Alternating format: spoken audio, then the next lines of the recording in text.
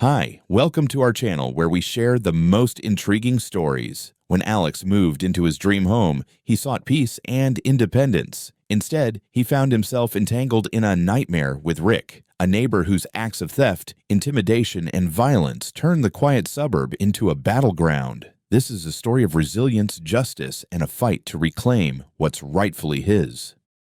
Alex, a meticulous and resourceful homeowner, recently moved to a picturesque suburban neighborhood. As an engineer with a passion for innovation, he had poured his savings and expertise into designing his dream home. Nestled at the end of a quiet cul-de-sac, the house was an eco-friendly marvel, fitted with sleek solar panels, a cutting-edge smart home system, and a tall privacy fence that encircled the property like a fortress. For Alex, this was more than a house. It was a sanctuary, a testament to years of hard work, and an escape from the hustle and chaos of city life. The neighborhood itself was as idyllic as one could imagine. Pristine sidewalks lined with manicured lawns, neatly trimmed hedges, and rows of charming houses evoked a sense of order and tranquility. Most of the residents were warm and welcoming, eager to greet their new neighbor with smiles and casual waves as Alex settled in. Yet, amidst this veneer of perfection, one house stood apart, not because of its appearance, but because of its occupant. Directly across the street lived Rick, a boisterous, overbearing man whose loud voice and even louder opinions were impossible to ignore. While most neighbors seemed to fade into the peaceful backdrop of the community, Rick demanded attention.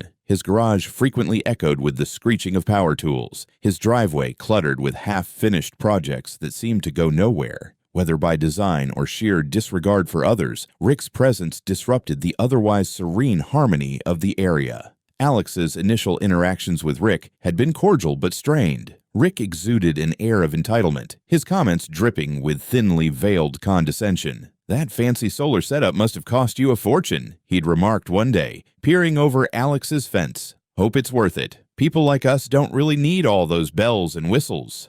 Alex, unwilling to engage in confrontation, had smiled politely and returned to his work. But something about Rick's tone lingered in his mind. For the first few months, Alex enjoyed his new home without issue. The solar panels worked flawlessly, the smart systems adjusted seamlessly to his needs, and the privacy fence offered a much-needed buffer from the outside world. Then, one morning, he opened his utility bill and froze. The numbers didn't make sense. His electricity costs had nearly doubled compared to the previous month. Puzzled, Alex conducted a meticulous audit of his systems. Everything appeared to be functioning as expected. The solar panels were generating power and the smart home devices were operating efficiently. Yet, the inexplicable increase in usage persisted. Determined to uncover the cause, Alex began inspecting every inch of his property. It was during this inspection that he noticed something unusual. Near the corner of his lot, partially obscured by a patch of ivy, was a cable he hadn't installed. It snaked along the edge of his fence and disappeared into the ground, leading directly toward Rick's garage. The realization hit Alex like a punch to the gut. Someone, most likely Rick, had tapped into his power supply. Anger simmered beneath Alex's usually calm demeanor as he crouched to examine the cable more closely. This wasn't an accident. It was deliberate theft. With steady hands, he photographed the setup from multiple angles, ensuring he captured every detail. The evidence would be crucial if this turned into a legal battle. Taking no chances, Alex disconnected the cable, sealing the end securely to prevent further tampering. As he stood there, the sun casting long shadows across his meticulously maintained yard, Alex felt a surge of resolve. He wouldn't let this violation go unanswered. What had begun as an idyllic chapter in his life was now marred by the actions of a deceitful neighbor, and Alex was ready to fight back. Determined to confront the issue head-on, Alex marched across the street to Rick's house the following afternoon. The sun hung low, casting long shadows over the pristine lawns of the neighborhood. Alex's heart pounded as he approached the garage, where Rick was tinkering with some unknown project. A grin spread across Rick's face as Alex called out, though it was a grin laced with smugness rather than friendliness. "Rick," Alex began, holding up his phone with a picture of the illegal cable. "Care to explain why there's a wire running from my property to your garage?" Rick glanced at the photo, then at Alex, feigning ignorance. "What are you talking about, buddy? That doesn't look like my garage." His tone was light, but his eyes betrayed something sharper, more calculating. Alex kept his composure. "That's odd, because I just disconnected it myself." "You've been stealing my electricity, Rick. I'd suggest you come clean before this goes any further." Rick's grin widened, now tinged with menace. "Come on, Alex, don't tell me you're one of those conspiracy nuts. Paranoid much?" He chuckled, crossing his arms.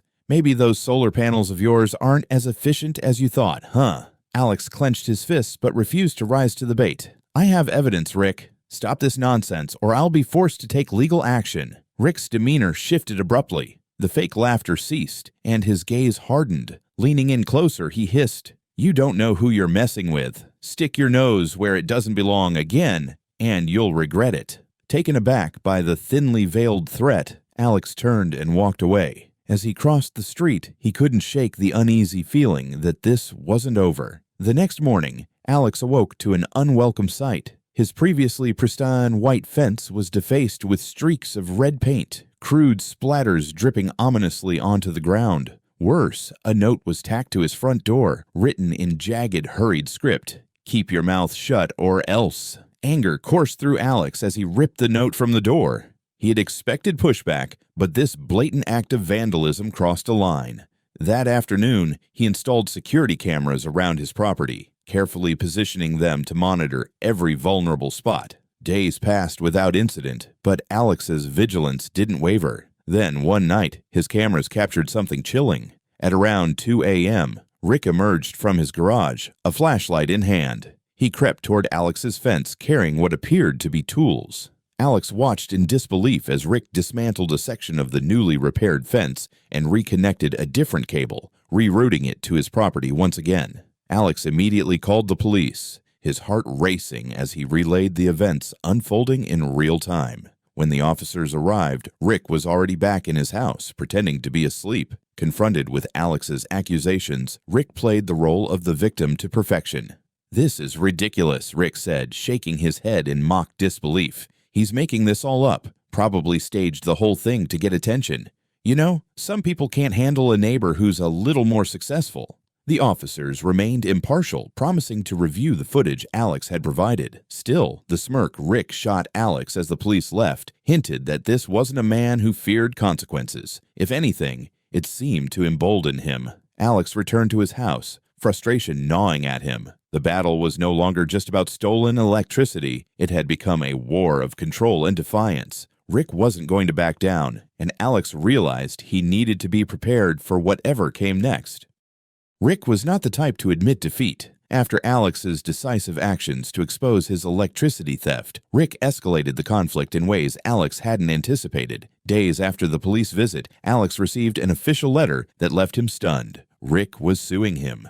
The claim was as audacious as it was infuriating. Rick alleged that Alex's disconnection of the illegal cable had caused damage to his appliances and resulted in emotional distress. He further accused Alex of violating his rights by tampering with his property. The lawsuit was not just a nuisance. It was a strategic ploy designed to drain Alex's resources and paint him as the antagonist. At the same time, Rick embarked on a campaign to undermine Alex's reputation within the neighborhood. Rumors began to spread, fueled by Rick's whispered conversations with other residents during morning jogs and evening walks. He painted Alex as a paranoid and combative neighbor who couldn't mind his own business and created problems where none existed. Overheard conversations often included phrases like, "It's a shame, he seemed like a nice guy at first," and "he's probably just looking for attention." Alex noticed the shift in how his neighbors treated him. Friendly waves became hesitant nods and casual chats grew curt. The isolation stung, but Alex knew Rick's lies wouldn't hold up against the truth.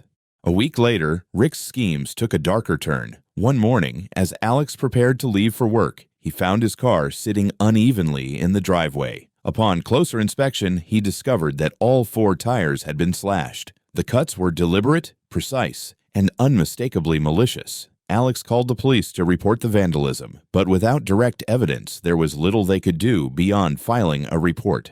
Alex was furious but undeterred. He replaced the tires and redoubled his efforts to document Rick's behavior. He reviewed his security footage meticulously, ensuring every interaction and incident was preserved. Then came the most brazen attack of all. It was a rainy Friday evening, and Alex was driving home from the grocery store. As he approached a busy intersection, Rick's black SUV appeared in his peripheral vision. It happened in an instant. Rick sped forward, ignoring the red light, and slammed into Alex's car. The impact was jarring, the sound of metal on metal ringing in Alex's ears as his vehicle spun to a stop. Dazed but uninjured, Alex climbed out of his car. Rick was already out of his SUV, his voice loud and indignant. "Look what you've done!" he shouted, pointing at his crumpled front bumper. "You weren't paying attention. You're going to pay for this." Bystanders gathered, their murmurs adding to the chaos. When the police arrived, Rick wasted no time spinning his version of events.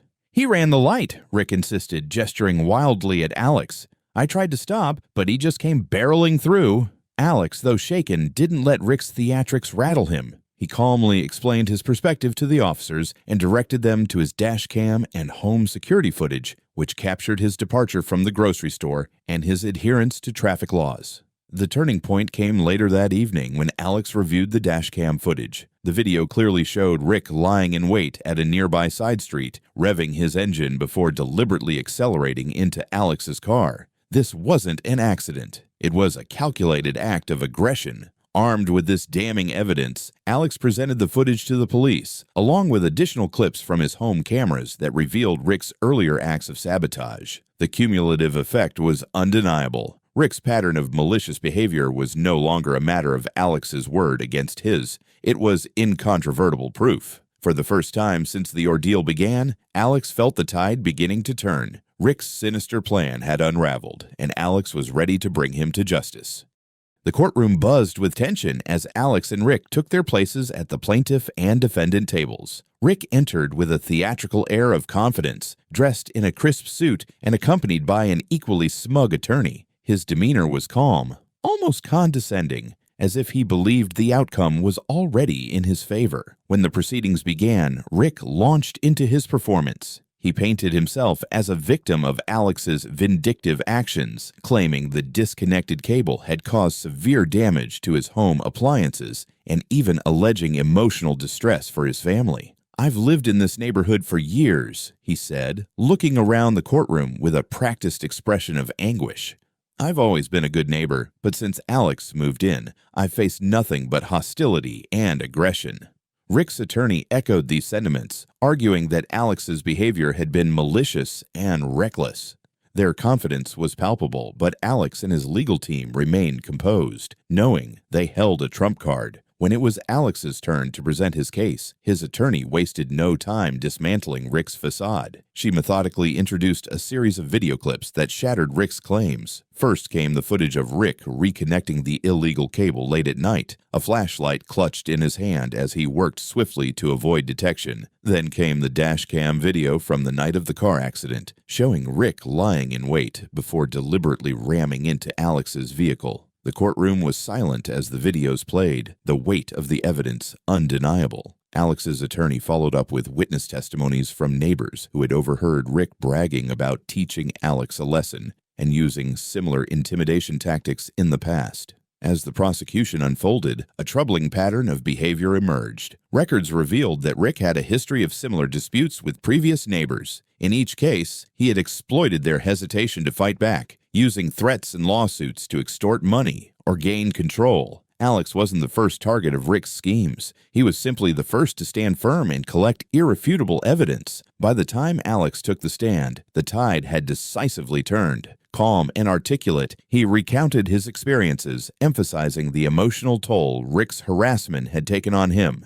This wasn't just about stolen electricity, Alex concluded. This was about someone who thought he could bend the rules and intimidate anyone who stood in his way. "I'm here because I refuse to let that behavior go unchecked." Rick's once confident demeanor began to crack. His lawyer struggled to counter the damning evidence, offering weak objections that the judge swiftly overruled. By the end of the trial, Rick's attempts to maintain his innocence were transparent and futile. The verdict was a decisive victory for Alex. The judge condemned Rick's actions as malicious and calculated, imposing a significant fine to cover the damages to Alex's property and vehicle. Rick was also ordered to compensate Alex for his legal fees and emotional distress, but the punishment didn't stop there. The severity of Rick's actions, particularly the forged claims of damage and the deliberate car accident, led to additional criminal charges for fraud and endangerment. As the gavel fell, signaling the end of the trial, Rick's shoulders slumped, his bravado finally extinguished. Alex, on the other hand, felt a profound sense of relief and vindication. Justice had been served, and Rick's reign of intimidation was over.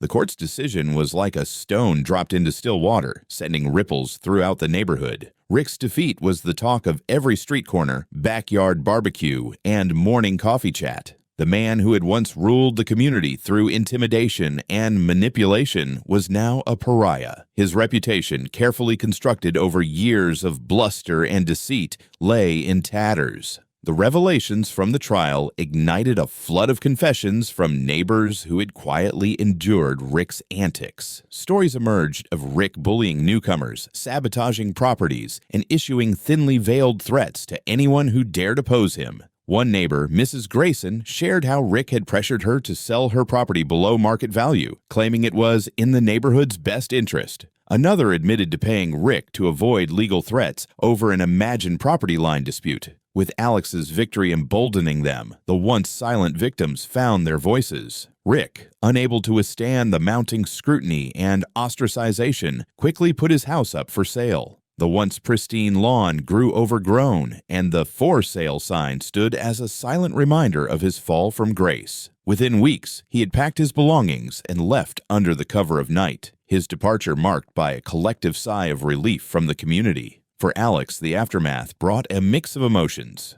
The fight had been draining, but the outcome was worth every sleepless night and a moment of doubt. His neighbors, many of whom had initially been wary or even distant, began to approach him with gratitude and admiration. "Thank you for standing up to him," one man said, shaking Alex's hand during a block party. "I wish I'd had the courage to do the same years ago." Mrs. Grayson brought over a homemade pie, her wrinkled face lit with a grateful smile. "You've done more for this neighborhood in a few months than anyone else ever has. You've given us our peace back." What surprised Alex most was the way his actions seemed to unify the community. Once fractured by Rick's divisive behavior, the neighbors started to come together, forging bonds that hadn't existed before. People who had previously avoided eye contact on the street were now exchanging friendly waves and stopping to chat. Block parties became more frequent. Children played freely in yards without fear of retaliation for a stray ball crossing the wrong boundary, and the neighborhood felt alive with a renewed sense of trust and camaraderie. Alex, though humbled by the attention, never saw himself as a hero. "I just wanted to protect what was mine," he often said when thanked. But his actions had gone beyond personal defense. They had set a precedent. He had shown that standing up to bullies, no matter how daunting the fight, could lead to meaningful change. Rick's departure marked the end of an era, and Alex's triumph became a defining moment for the neighborhood. Over time, the community continued to flourish, and Alex's house, once targeted and vandalized, became a symbol of resilience. The tall fence now stood not just as a barrier for privacy, but as a reminder that justice and integrity could thrive even in the face of adversity.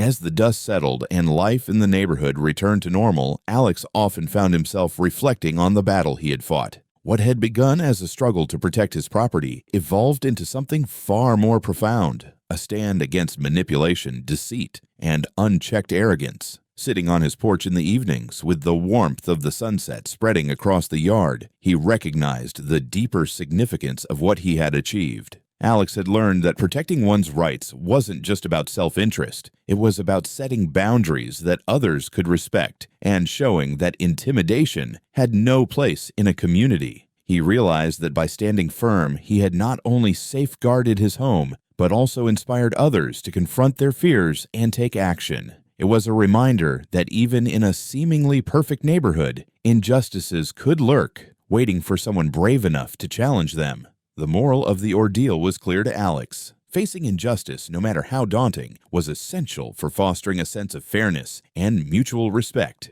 His neighbors, once hesitant and divided, had found strength in his determination. The unity and camaraderie that had blossomed after Rick's departure were proof of how one person's courage could ripple through an entire community, breaking down walls of mistrust and building bridges of understanding. Looking out at his now peaceful street, Alex felt a profound sense of fulfillment. His fight had been difficult and draining, but it had reaffirmed his belief in resilience and integrity. Sometimes, Alex thought, the right path isn't the easiest, but it's the one worth walking. In the end, Alex's journey wasn't just about defeating a single adversary. It was about showing that standing up for what's right, no matter the odds, could create lasting change. The neighborhood he called home was now stronger, friendlier, and more united than ever, a testament to the power of courage and justice.